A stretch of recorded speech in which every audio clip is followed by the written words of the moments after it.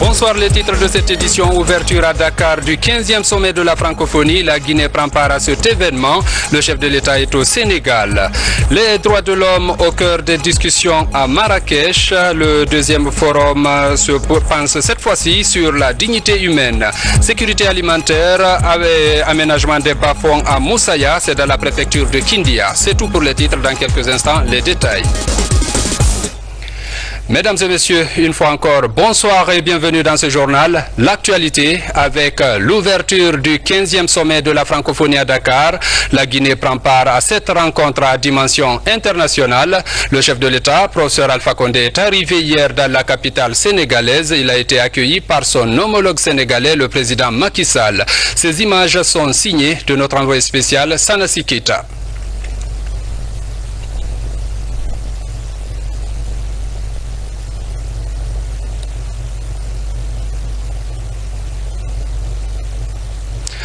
Ce matin, les travaux du 15e sommet de la francophonie ont démarré en présence de nombreux chefs d'État africains et du président français François Hollande. Le développement et le renforcement de la coopération ont été abordés. Nous vous proposons un extrait du discours du président de la République, professeur Alpha Condé. Suivez. La stabilité retrouvée en Guinée et la pacification en cours au Mali, frères, portent indubitablement l'action solidaire de la francophonie. Aussi, le retour dans notre famille de l'Égypte, de la Guinée-Bissau et de Madagascar nous autorise-t-il à un optimisme fondé quant au règlement durable de la crise qui secoue la Centrafrique et fragilise la quiétude dans la région des Grands Lacs. Dans la même dynamique, la situation au Burkina Faso retient notre attention pour un retour à l'ordre constitutionnel dans le cadre d'une transition civile. N'oublions pas, cette solidarité toujours renouvelée et consolidée constitue le gage de notre capacité à braver tous les obstacles qui joncent l'avenir de nos espérances. C'est nom de cette vertu que la famille francophone est mobilisée à travers nombreux de ses membres pour apporter à la Guinée le soutien attendu en vue du renforcement de son système sanitaire, tout en œuvrant contre l'isolement et la stigmatisation qui, comme nous le savons, sont plus nocifs que l'épidémie à virus Ebola elle-même. Je tiens particulièrement à rendre hommage à la France pour son soutien précieux face à cette épreuve. La visite effectuée hier en Guinée par le président François Hollande constitue la preuve de cette solitude que la France, mais aussi soutient un exemple éloquent que les pays affectés par ce virus sont fréquentables. Merci, mon cher ami François. La Guinée est donc fréquentable. Comme promis lors de son passage à Conakry, le président français a invité la francophonie et la communauté internationale à soutenir les pays affectés par l'épidémie de la fièvre hémorragique à virus Ebola. François Hollande a réitéré la détermination de la France à accompagner la Guinée en ces moments difficiles. Suivez. La solidarité, c'est également celle que nous devons montrer face à des fléaux sanitaires. Je reviens de Guinée, à l'invitation du président Alpha Condé. Je voulais venir dans ce pays frappé, avec le Sierra Leone, avec le Libéria. Je voulais venir pour dire aux Guinéens, nous sommes là. Nous n'avons pas peur d'être là. Nous sommes à vos côtés. Et nous venons apporter avec l'ensemble des francophones le soutien indispensable. Nous avons créé des centres de traitement. À Conakry, la maladie commence seulement à être vaincue. Nous avons créé d'autres centres de traitement en Guinée forestière. Je veux saluer les soignants africains, les soignants européens, les soignants qui viennent du monde entier, les soignants français qui prennent des risques. Et c'est pourquoi nous allons créer un centre dédié aux soignants pour qu'ils puissent être traités sur place lorsqu'ils sont contaminés. Je veux aussi confirmer que nous allons former les soignants pour qu'ils puissent être les plus utiles possibles, informer la population pour qu'elle puisse prendre les mesures de précaution indispensables. Et ce qu'a dit le président du Mali est très important, la vigilance. La vigilance, oui, mais pas l'enfermement, pas la discrimination. Les pays touchés par Ebola doivent vivre, doivent commercer, doivent pouvoir assurer l'accueil des investisseurs et permettre le développement. J'ai rencontré hier une jeune femme à Conakry qui venait d'être guérie d'Ebola, car on guérit d'Ebola. Et elle avait un message simple, et je veux être son porte-parole. La vie est plus forte. La vie peut gagner contre l'épidémie. Et elle-même voulait être aux côtés des malades aujourd'hui, alors qu'elle est sortie d'Ebola, pour leur dire « Ayez espoir ». Eh bien oui, ayons espoir, mais faisons en sorte que l'espoir soit possible. Son courage, c'est un exemple pour nous tous, parce qu'il y a une vie aussi après Ebola, et qu'il conviendra de mettre en place toutes les structures sanitaires, toutes les vigilances indispensables, tous les vaccins, pour qu'il n'y ait plus d'Ebola en Afrique, pour qu'il n'y ait plus d'Ebola nulle part au monde. Pas donc de discrimination, ce sont les mots du président français François Hollande. Et puis, bien avant son départ de Conakry pour Dakar, le chef de l'État, professeur Alpha Condé, a reçu vendredi successivement en audience l'ambassadeur sortant du Nigeria et l'envoyé spécial des Nations Unies. Le premier était venu faire ses adieux et le second pour s'imprégner du niveau d'évolution de la lutte contre Ebola engagée dans notre pays. Le résumé de ces deux audiences avec Ibrahima Keita. Cette audience accordée par le président de la République à l'envoyé spécial du secrétaire général des Nations Unies est une occasion pour le chef de l'État de faire le point de l'évolution de la riposte contre la fièvre à virus Ebola. Professeur Alpha Condé a réitéré la volonté du gouvernement et du peuple de Guinée de vaincre rapidement Ebola dans le pays. Pour cela, les deux hommes ont évoqué le renforcement des stratégies de lutte à travers des appuis directs à la coordination nationale de lutte. On a examiné la situation dans le forestier. On a parlé de l'augmentation de capacité pour combattre Ebola et d'aider les gens à être plus confiants en face de cette maladie. Monsieur le Président m'a expliqué ces décisions d'avoir un meilleur système pour suivre les gens et de trouver les contacts qui peuvent peut-être être malades. Il m'a expliqué qu'il veut améliorer la situation dans les villages et dans les villes où il y a un risque d'Ebola et qu'il veut aider les gens à avoir une confiance avec les laboratoires, avec le traitement et aussi avec autre chose pour réduire le risque de Ebola.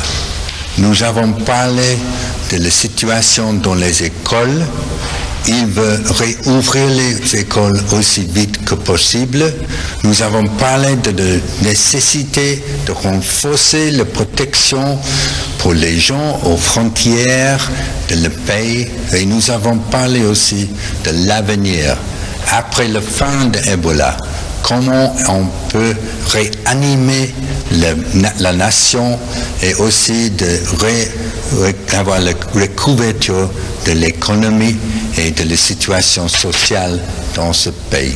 Véritable engagement qui rassure de la victoire très prochaine de la Guinée sur la fièvre à virus Ebola. La présence de l'envoyé spécial du secrétaire général des Nations Unies atteste la volonté de la communauté internationale de rester aux côtés de la Guinée en ces moments très difficiles. Auparavant, le président de la République avait reçu l'ambassadeur sortant du Nigeria en Guinée.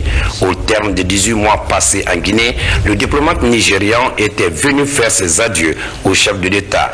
Adamou Babangida Ibrahim a remercié le président de la République pour les facilités que le gouvernement a bien voulu lui accorder durant son séjour à Conakry, avant de préciser. Comme vous êtes au courant que la Guinée et le Nigeria maintiennent des relations excellentes. Et ces relations datent depuis les... Et ces relations ont été consolidées dans toutes les années. Les deux équipes ont participé dans les forces de maintien de paix dans la sous-région continentale. À l'hémicycle, la défense des budgets sectoriels se poursuit. 4 ministres étaient encore devant les députés pour justifier leur budget de 2015 et les plans d'action envisagés au sein de leur département. Parmi les projets présentés, on note entre autres l'organisation de la CAN et la tenue des cours d'assises dans notre pays. Le compte rendu avec François Lama. Ce sont 14 départements ministériels qui se sont relayés devant les députés depuis le début des séances plénières consacrées à la présentation des budgets sectoriels suivis des questions et réponses sans vote. Pour le ministère de la Communication, le ministre a défendu un budget qui met l'accent sur la consolidation de la paix et la professionnalisation des médias dans le pays. Nous avons été clairs que le professeur Alpha Condé, qui s'est battu depuis plus de 40 ans pour la liberté d'expression, pour l'instauration et la consolidation de la démocratie en Guinée, ne peut pas, une fois au pouvoir, balayer ça d'un revers de main pour empêcher la pluralité d'opinion au niveau des médias d'État. Mais un problème se pose, certains se font de l'autocensure. C'est pourquoi j'ai demandé aux honorables députés de nous aider pour élever le niveau du débat et au niveau des médias privés et au niveau des médias d'État. Nous leur demandons de faire en sorte que le budget qui leur est soumis soit voté. Au département des sports, la ministre a insisté sur les priorités qui portent sur l'organisation de la CAN 2023 et la relance de toutes les disciplines sportives à la base. La Guinée aujourd'hui a bénéficié de ce que nous appelons l'organisation de la CAN 2023 qui est voilà, un événement continental, pratiquement le deuxième plus grand événement au monde. Et si la Guinée devrait en tout cas l'abriter en 2023, cela suggère un plan qui requiert beaucoup plus d'investissement à ce niveau. De la qualification dans la catégorie de notre sélection en football, le développement de la relance du sport en milieu scolaire et universitaire qui demande une franche collaboration entre le ministère des Sports. Le ministre de la Justice a insisté de son côté sur le budget de fonctionnement de son département afin de couvrir les frais de justice en vue de l'organisation des cours d'assises dans le pays. J'ai insisté auprès des députés pour attirer leur attention sur l'importance de cette part du budget qui est allouée au département, puisque ça permet de lutter contre l'impunité, ça permet d'avancer dans le cadre de nos réformes prévues. De même, au ministère délégué à la Défense, le ministre a largement évoqué le plan d'action de son département qui privilégie la loi de programmation militaire 2015-2020. Pour 2015, c'est toujours la formation et puis les investissements, surtout les infrastructures. Pour l'année, l'exercice 2015 et également la loi de programmation militaire 2015 à 2020. Ces travaux en séance plénière se poursuivront jusqu'au 3 décembre 2014. Après l'hémicycle, parlons de l'harmonisation des tests régissant la gestion et l'autonomie des institutions d'enseignement, de recherche et de formation technique et professionnelle en Guinée. La commission de révision des documents s'est réunie récemment sous la présidence du ministre d'État de l'Enseignement supérieur. Les travaux intègrent également un projet qui vise à booster les compétences pour l'employabilité des jeunes dans notre pays. Reportage Francis Collier. Le système d'enseignement guinéen dans un processus d'amélioration des performances. Les documents officiels régissant la gestion et l'autonomie des institutions d'enseignement supérieur, de recherche scientifique, technique et professionnelle sont en révision. Les travaux s'inscrivent dans le projet Booster les compétences pour l'employabilité des jeunes avec un financement de la Banque mondiale. Ce document, ce diagnostic montre que l'un des handicaps majeurs, pour ne pas dire que le handicap principal dont souffre le système d'enseignement supérieur, c'est l'absence ou la faiblesse ou la méconnaissance des textes d'une part, et d'autre part les conflits qu'ils peuvent induire dans les attributions et les compétences. Les ressources financières, les ressources matérielles et les ressources humaines sont importantes, mais si le cadre dans lequel ces ressources sont mises en œuvre n'est pas cohérent, on ne parviendra pas à un résultat à la hauteur des ambitions et des objectifs. Plusieurs insuffisances qui entravent la mise en œuvre des politiques et stratégies de l'enseignement supérieur, de la recherche et de la formation technique vont être corrigées au profit d'une formation de qualité. Les états généraux de la société civile guinéenne sont prévus pour le mois de mars prochain et en prélude à ces journées, des réflexions sont organisées actuellement pour toucher du doigt les maux dont souffre cette organisation. Les précisions dans ce reportage de Sékou Souma. À quelques mois de ces états généraux, la société civile guinéenne fait le point de la situation et donne les nouvelles orientations pour la bonne marche de ces structures. Elle rencontre les composantes de la société guinéenne en vue d'établir une confiance entre elle et sa population. C'est la rencontre avec les grandes familles d'acteurs pour nous accorder sur une démarche commune afin de pouvoir aller ensemble dans la cohésion et de manière inclusive vers les états généraux de la société civile qui devraient nous permettre de poser le diagnostic de la société civile guinéenne. Nous pensons que c'est une nécessité. La société civile a besoin de se repenser, de se réorganiser, de se professionnaliser et de sortir des sentiers battus.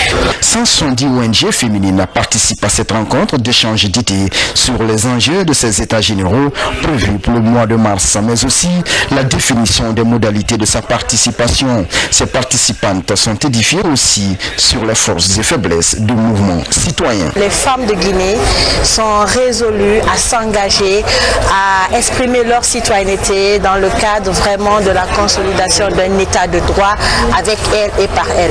La consolidation de la paix et le renforcement de la démocratie sont entre autres objectifs affichés par les organisations de la société civile guinéenne. Elles s'engagent à multiplier les concertations pour une prise en compte des recommandations issues de cette rencontre.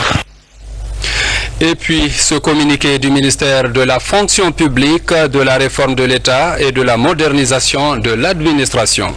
Le ministre de la fonction publique, de la réforme de l'État et de la modernisation de l'administration informe l'ensemble des fonctionnaires et contractuels permanents de l'État que pour des raisons de finalisation des modalités pratiques et techniques de mise en œuvre du dévirement des salaires, le démarrage de cette mesure de consolidation des résultats provisoires du recensement biométrique prévu pour fin novembre 2014 est décalé.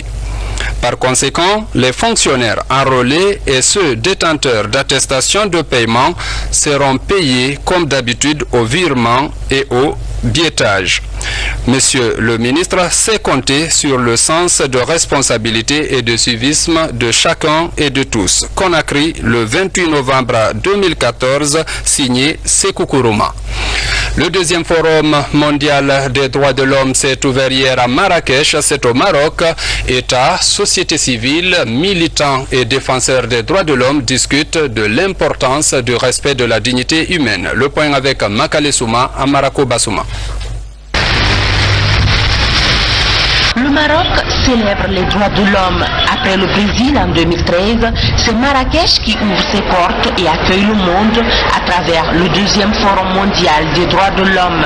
Une manifestation qui rassemble cette année plus de 6000 participants venant d'une centaine de pays, représentants d'ONG locales, régionales et internationales, des syndicats et entreprises, des agences des Nations Unies, des gouvernements, des dirigeants politiques et des acteurs mondiaux du développement et des droits humains. La Guinée y est représentée par Khalifa Gassama Diaby, son ministre des droits de l'homme et des libertés publiques. Au lancement officiel dans le village du forum a été passé le message du roi Mohamed VI. Selon lui, ce forum se tient à un moment où les changements et les défis mondiaux requièrent des réponses globales réfléchie et concertée. Marrakech donne donc l'opportunité aux différents participants venus du monde entier de disposer d'une plateforme d'échange, mais surtout d'examiner les progrès accomplis par les États et les défis encore vastes qui s'imposent à eux en matière de droits de l'homme, d'égalité des sexes et de la gestion de la pluralité. Au moment où les différents invités se succédaient à la tribune pour parler du droit de l'homme et du renforcement des capacités en la matière, certains Marocains regroupés en association de défense manifestaient au même moment pour protester contre les violations faites dans leur pays en réclamant plus de liberté. Lutte contre Ebola, les acteurs impliqués dans le développement socio-économique du pays appuient les efforts du gouvernement. L'entreprise Chino Geo Engineering Corporation vient de remettre un important lot de matériel d'hygiène au département des travaux publics. Notre reporter Thierno Ousmane Diallo a assisté à la cérémonie de remise. Voici son compte rendu. Suivez. Après le ministère de l'Agriculture, les responsables de China Geo Engineering Corporation sont au ministère des Travaux publics pour marquer leur solidarité au peuple de Guinée dans le combat contre Ebola. C'est l'un des plus importants dons de matériel d'hygiène reçus dans ce département ministériel depuis le début de l'épidémie de la fièvre hémorragique à virus Ebola. China Geo Engineering Corporation construit en ce moment même les axes routiers Mamou Farana et l'abbé Madina Gounas.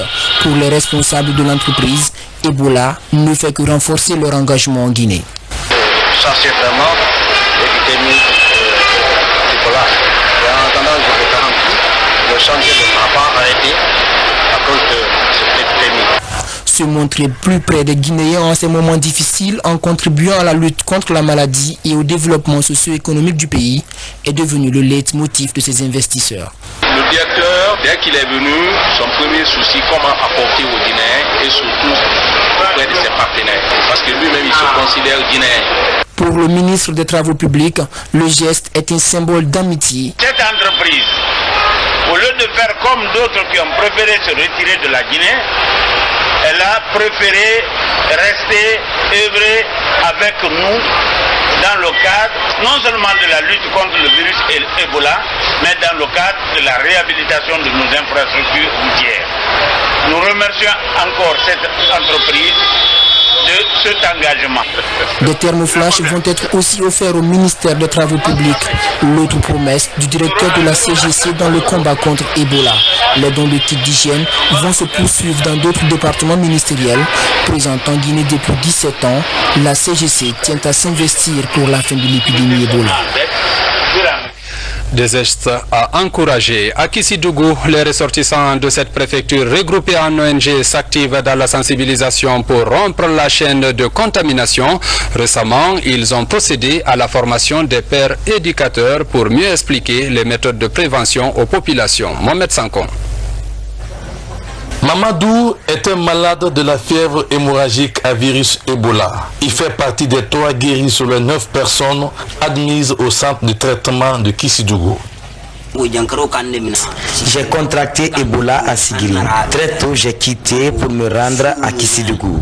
C'est au centre de cette préfecture que les médecins m'ont conduit au centre de traitement de Djekedou. Aujourd'hui, je me porte mieux et Dieu merci. Les malades admis tôt dans les centres de traitement peuvent être guéris du virus Ebola. Mais mieux vaut prévenir que guérir, dit le dicton. C'est le sens de cette mission du cercle de réflexion et d'action pour le développement de Kissidougou. Nous avons formulé certains messages à l'endroit de cette population pour leur dire qu'on n'a même pas besoin d'un seau, on peut utiliser un bidon vide, un flacon vide avec de l'eau pour se protéger contre le virus. Cette ONG de ressortissants a procédé à des séances de sensibilisation et à la distribution de kits de protection dans les quartiers de la commune urbaine de Kissidougou. 150 jeunes, des leaders d'opinion et des points focaux des sous-préfectures formés doivent démultiplier les acquis de la sensibilisation. Une action qui pourrait appuyer les efforts déjà déployés par la direction préfectorale de la santé et Plan Guinée. On a pris les leaders des communautés, c'est eux-mêmes qui allaient pour la formation, pour sensibiliser encore cette population. On a fait une distribution des intrants de porte à porte. Ça, je vous assure que ça nous a apporté de très bons résultats, parce qu'à Kissidougou, Depuis cette épidémie a commencé de mars jusqu'en octobre, on a reçu que 9 cas et ensuite le personnel n'a pas été contaminé. Les autorités communales lancent un appel aux populations à l'utilisation de kits et l'observation des mesures d'hygiène telles que développées par le cadre de CADER. Et puis, le programme envisagé pour une ouverture des classes sécurisées en Guinée se renforce. Actuellement, l'heure est à l'assainissement des centres d'enseignement et la construction des latrines dans ces écoles. Le projet bénéficie de l'appui de la Fondation Prosmi. Reportage Ansouman Toumani Kamara. Cette montagne d'ordures qui se dresse devant l'un des collèges les plus peuplés de la capitale va disparaître dans les jours à venir. L'opération en cours concerne une soixantaine d'établissements scolaires, professionnels et universitaires de Conakry. Et c'est l'un des volets du programme d'assainissement des concessions scolaires dans le cadre de la riposte contre l'épidémie d'Ebola en milieu éducatif. Cette initiative des autorités du système éducatif bénéficie de l'appui de la Fondation Prosmi, de la Première Dame de la République. Faire en sorte qu'aux alentours des différentes écoles, les salles qu'il y a, qu'on puisse les dégager, que les dispositions soient prises afin que ces différents endroits soient complètement propres pour permettre aux enfants, une fois en classe, soient dans des conditions sanitaires sécurisées. Ces camions que nous avons aujourd'hui sont les camions mis à nos dispositions par Madame la Première Dame. Je voudrais profiter au nom de l'ensemble des ministres en charge du système éducatif de la remercier pour cet appui. Garantir un environnement sain aux apprenants en cette période du virus Ebola, c'est aussi la réhabilitation et la réalisation des latrines dans les écoles. J'ai envoyé une équipe complète pour dire que voilà le délai que nous avons parce que bientôt l'ouverture. Et c'est parce que j'ai 5 écoles au niveau de la commune de Ratoma. Donc j'ai envoyé chaque école à une équipe. Ce qui a fait qu'en 5 jours nous avons rendu la clé. Je vous promets que l'entretien sera pérennisé. On va continuer à faire tout ce qu'il faut faire pour que cette toilette-là dure au moins pour 10 ans. Le programme de riposte contre l'épidémie d'Ebola dans les concessions scolaires a tout d'abord permis la formation des enseignants formateurs sur l'hygiène. Également, des supports de communication sur la propriété sont aussi disponibles dans les écoles. Cela pour qu'aucune école ne soit touchée par le virus Ebola en Guinée. Notre milieu de vie doit rester donc propre. C'est fondamental pour éviter la propagation des maladies comme le virus Ebola. C'est dans ce cadre qu'une ONG de la place dénommée Guinée Solidarité Plus encourage les projets d'assainissement initiés dans les quartiers de Conakry. Ce week-end, l'ONG était au quartier Dixin Centre pour appuyer le curage des caniveaux. Reportage Bernard Tonguino, Momelamine Kamara. Des caniveaux curés ici à Dixin Centre 2, c'est l'œuvre des groupes de jeunes et de femmes du quartier. Des groupes soutenus et financés par le projet Filets sociaux productifs. L'opération est rendue possible grâce à la sensibilisation pilotée par l'ONG Fondation Guinée Solidarité Plus. Comme vous le savez déjà, dans cette commune, il y a beaucoup de caniveaux qui sont bouchés. Donc nous, on sensibilise d'abord les citoyens sur les avantages liés aux travaux de curage des caniveaux. Et après ça, maintenant, il y a une autre ONG qui est chargée de l'encadrement, qui est chargée de faire le curage des caniveaux, qui a même commencé les travaux. Donc on a 30 jours francs d'activités à réaliser. Financé par la Banque mondiale, le projet Filets sociaux productifs contribue à la réalisation des activités d'intérêt public. Il permet également de lutter contre la pauvreté par l'amélioration des conditions de vie économique des populations. Nous gagnons 35 000 francs par jour, les 5 jours ça fait 175 000 francs. Ça nous aide beaucoup. Il y a des femmes veuves qui ne parvenaient pas même à avoir 50 000 francs le mois. Mais avec l'arrivée de filets sociaux, ça les a permis d'avoir un plus, d'avoir encore un capital pour leur petit commerce. Donc ça les a beaucoup aidés. Pour la commune de Dixin, 5 quartiers sont concernés par l'opération. Il s'agit de Landria, Dixin Port, Dixin Mosquée, Dixin Centre 1 et Dixin Centre 2. D'ici là, l'ONG Guinée Solidarité Plus poursuit sa caravane de sensibilisation sur la nécessité d'assainir l'environnement. À Kindia, dans la commune rurale de Moussaya, le génie rural vient d'engager les travaux de réhabilitation des bas-fonds. Objectif, améliorer le rendement des agriculteurs et favoriser, je voulais dire ainsi, l'autosuffisance alimentaire dans notre pays. Mamadou Alpha Baldé. La Guinée dispose de 6 millions d'hectares de terres cultivables. De ce potentiel agricole, un faible pourcentage de ces terres est mis en valeur. Dans son combat pour l'autosuffisance alimentaire, le gouvernement guinéen engage des travaux d'aménagement des bas-fonds de Doto, Tassin et Konkoya dans la préfecture de Kindia. En travaux d'aménagement, il y a les remblais latéritiques pour digues de retenue, 102 m3, remblais pour digues de cloisonnement, 2000 m3, recalibrage et talutaille des lits des cours d'eau, 4200 m linéaires, curage des canaux, 3700 m linéaires, curage des retenues 4. Piloté par le ministère de l'Agriculture, 144 hectares de bas-fonds seront réhabilités par le génie rural ici à Kindia pour la campagne agricole 2014-2015. Aux braves populations bénéficiaires de ces aménagements, je vous exhorte au travail et à l'entretien périodique des installations. Nous sommes engagés à respecter les délais qu'ils nous ont donnés pendant les 4 mois et donner le résultat final à la population de base. La Guinée compte atteindre l'autosuffisance alimentaire dans un proche avenir. À travers une mise en valeur accrue des espaces cultivables, le pays pourrait bientôt gagner ce pari et devenir un véritable grenier de la sous-région. Mesdames et messieurs, c'est tout pour ce journal. Merci à vous qui nous regardez à Sangaredi, à Menyagoré et partout ailleurs dans le monde. Passez un agréable moment sur la chaîne nationale.